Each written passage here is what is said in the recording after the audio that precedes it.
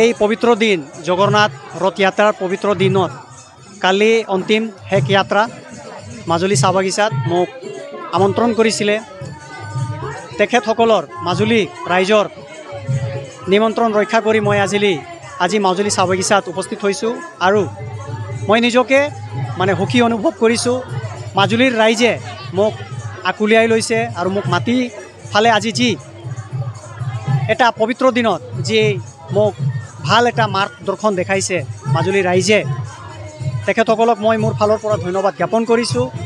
আৰু মোক এটাই কথা দিছিল তেখেতসকলে যে মাজুলী হৰিহৰ মন্দিৰ এখন আছে, তেখেতসকলে মোক মাতি ফালে এই মাজুলী মন্দিৰৰ চিলিঙৰ কথা কৈছিল। কিন্তু মই তেখেতসকলক এটাই কথা কৈছিলোঁ যে মই কম দিনৰ ভিতৰত আপোনালোকৰ চিলিংটো কম দিনৰ ভিতৰত মই সম্পূৰ্ণভাৱে ক্লিয়াৰ কৰি দিম। আৰু এই যোৱা সপ্তাহৰ ভিতৰত মই 7 দিনৰ ভিতৰত আমাৰ মাজুলীৰ হৰিহৰ মন্দিৰৰ চিলিংটো মই ক্লিয়াৰ কৰি দিলোঁ। আৰু যিহেতু কি তেখেতসকলে মোক কথা দিছিল আৰু ময়ো কথা আখৰে আখৰে তেখেতসকলৰ পালন কৰিলোঁ।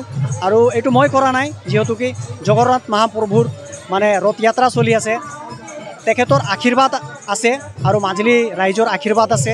মই ভাবোঁ এনেকুৱা আগলৈ এনেকুৱা স্থানত অনাগত দিনবোৰত মই কাম কৰি যাম আৰু ৰাইজে সকলোৱে মোক আদৰি ল'ব বুলি মই আশা কৰিছোঁ। আৰু অনাগত দিনবোৰত মই সৰু সুৰা ৰাইজৰ সমস্যাখিনি সমাধান কৰি যাম। অকল মাজুলী বাগানৰ নহয়, আমাৰ বিভিন্ন মানে বাগান আছে, বাগানবিলাকত মই সৰু সুৰা কাম ৰাইজোৱা হিচাপত বা সমাজ সেৱক হিচাপে মই কাম কৰি যাম।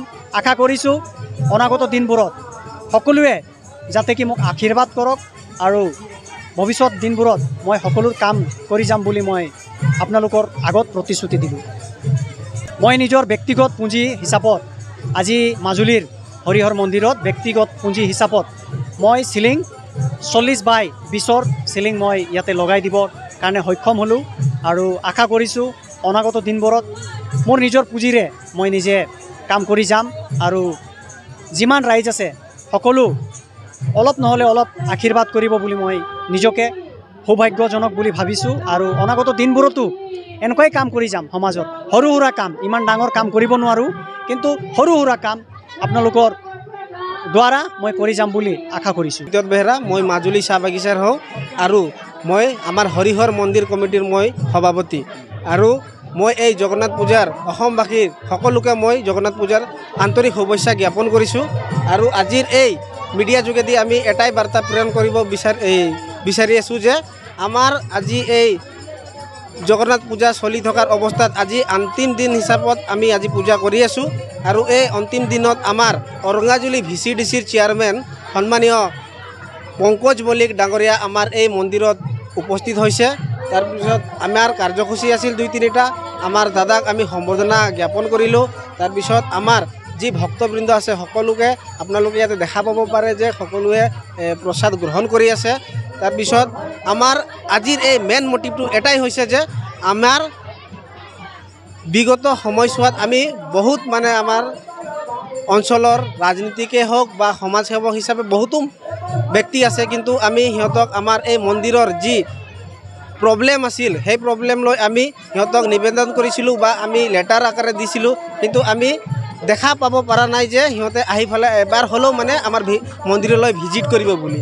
কিন্তু আমাৰ দাদাই নিজে লাষ্ট ইয়াৰৰ জগন্নাথ পূজা চলি আছিল, সেইটো সময়ছোৱাত দাদা আহিছে আৰু মন্দিৰত নিজে প্ৰভুক জগন্নাথক দৰ্শনো কৰিলে আৰু মন্দিৰৰ অৱস্থা চাই নিজে দুখিত হৈছিল। সেইবাবে নিজে মুখেদি নিজৰ এটা কথা দিছিল যে মই যেনেকৈ নহ'লেও আমি অহা বছৰ হ'লেও মানে মই এইটো কামটো কৰি দিম। কামটো এইটোৱে আছিল যে আমাৰ চিলিঙৰ একেবাৰে নাছিলে তাৰমানে, তথাপিও দাদা আহিলে চালে। তাৰপিছত আমাৰ চিলিংটো 1 বছৰ নহয় 6 মাহৰ ভিতৰতে দাদা আমাৰ এই কামটো ক্লিয়াৰ কৰি দিছে। সেইবাবে আমি আমাৰ মাজুলীবাসী হৈ আমি আমাৰ অৰঙাজুলি VCDC চেয়াৰমেনক আমি অশেষ ধন্যবাদ জ্ঞাপন কৰিছোঁ যে আমাৰ এই যি প্ৰব্লেম আছিল এই প্ৰব্লেমটো আমাৰ ছল্ভ কৰি দিছে। সেইবাবে বহুত মই ধন্যবাদ জ্ঞাপন কৰিছোঁ।